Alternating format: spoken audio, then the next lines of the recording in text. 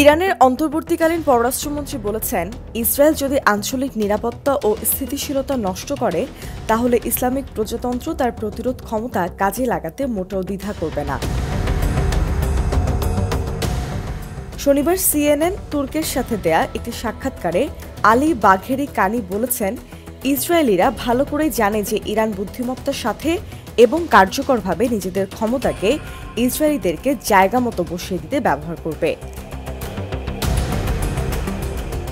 বাঘেরি কানি আরও জানান, সিরিয়ার রাজধানী দামেস্কে ইরানের দূতাবাসের কনসুলার বিভাগে ইহুদিবাদীদের বিমান হামলা শিয়া অধ্যুষিত দেশটিকে একটি অঞ্চলের নিরাপত্তা ও স্থিতিশীলতা নিশ্চিত করার জন্য কার্যকরভাবে এবং বিজ্ঞতার সাথে তার শক্তিমত্তা ব্যবহার করতে অনুপ্রাণিত করেছে।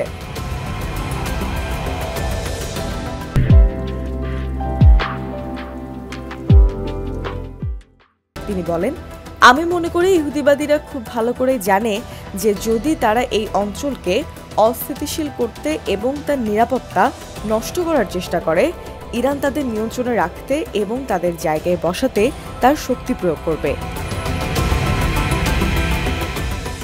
অন্তর্বর্তীকালীন ইরানি এই পররাষ্ট্রমন্ত্রী মুসলিম দেশগুলোকে ইসরায়েলি সরকারের সাথে সব ধরনের রাজনৈতিক ও অর্থনৈতিক সহযোগিতা বন্ধ করার এবং ইসরায়েলি পণ্যের ওপর ব্যাপক বয়কট আরোপ করার আহ্বান জানিয়েছেন। বাঘেরি কানি বলেন, ফিলিস্তিনি জনগণের সাথে একাত্মতা প্রদর্শন এবং ইসরায়েলি নীতির বিরোধিতা করার জন্য এই ধরনের পদক্ষেপগুলি মুসলিম দেশগুলোর জন্য হবে সবচেয়ে কার্যকর উপায়।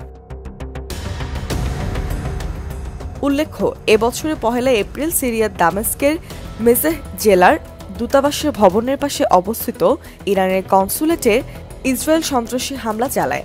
এই হামলায় সিরিয়ার উপদেষ্টা মিশনে থাকা 2 সিনিয়র ইরানি সামরিক কর্মী এবং তাদের সাথে থাকা 5 জন কর্মকর্তা নিহত হন। এরপর ইসরায়েলি সন্ত্রাসী হামলার প্রতিক্রিয়ায় গত 13 এপ্রিল ইরানের আইআরজিসি ইসরায়েলের অধিকৃত অঞ্চলসমূহে ইতিহাসে প্রথমবারের মতো ব্যাপক ক্ষেপণাস্ত্র এবং ড্রোন হামলা চালায়। অপারেশন ট্রু প্রমিস নামক ইরানের এই সামরিক হামলায় ইসরায়েলের দখলকৃত ভূমি জুড়ে অবস্থিত ইসরায়েলি সামরিক ঘাঁটিগুলো ক্ষতিগ্রস্ত হয়েছে এবং ড্রোন ও ক্ষেপণাস্ত্র ঠেকাতে ইসরায়েলের মারাত্মক অর্থনৈতিক ক্ষতিসাধন হয়েছে।